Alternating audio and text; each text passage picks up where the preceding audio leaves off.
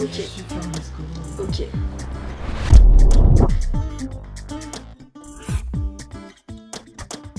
Bonjour, alors je m'appelle Flore Vesco, j'écris des livres pour la jeunesse qui, je crois, peuvent plaire aussi à la vieillesse parce que je pense qu'on peut tout lire à tout âge. Alors j'écris des livres pour enfants parce que c'est un public qui est formidable. Je pense que c'est dans le monde de l'édition jeunesse, on a énormément de liberté. On a des lecteurs qui n'ont pas de préconçus ou forcément d'attentes, qui sont très ouverts. Et je trouve que ça laisse une marge pour faire plein de choses un peu folles et très amusantes. Alors j'écris des livres qui sont fantaisistes, toujours un peu farfelus, avec une pointe de fantastique. Et au niveau des thèmes, je pense que j'écris des livres avec de l'aventure, de l'humour. Il y a souvent des personnages féminins forts dans mes romans. Je suis en cours de rédaction d'un roman, donc pour le moment c'est encore trop embryonnaire et ça sortira probablement plutôt en 2021. L'année prochaine, il y aura une BD de ce roman-là, de Capet de mots, qui va sortir. Ça sera chez Dargaud, illustré par Keras Coët, et ça va être magnifique. Je pense que ça va être une expérience très chouette. J'ai hâte de me lancer là-dedans. Je l'avais fait il y a 2 ans. J'ai été présidente d'un concours de nouvelles à Asnières. Et ça avait été une super expérience. Je pense que la nouvelle, c'est très bien pour faire un petit exercice d'écriture court, cadré. Et c'est un très bon entraînement pour ensuite peut-être essayer de faire des choses plus longues comme des romans. Alors, par rapport aux nouvelles que je vais lire, j'ai pas d'attente préconçue vraiment. Je pense que, au contraire, j'espère que ce sera très varié, très sincère, très personnel et qu'il y aura des choses auxquelles je ne m'attends pas spécialement.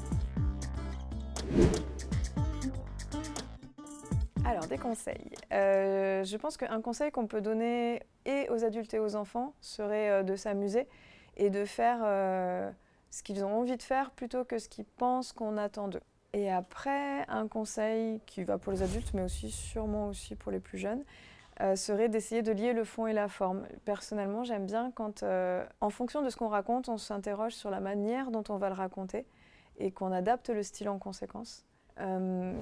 Et je crois que le fantastique est bien quand il est amené progressivement. Je pense que pareil en policier, il est possible de faire plein de choses très différentes. On peut faire du policier même un peu poétique, on peut faire du policier plein de suspense, et effectivement on peut faire du policier qui verse dans l'horreur ou le thriller. Et vraiment là, je suis ouverte à toutes les possibilités et j'espère découvrir plein de choses différentes. Pour être totalement honnête, je fais des romans historiques avec des dialogues pas du tout naturels, personnellement. Donc d'abord, c'est possible.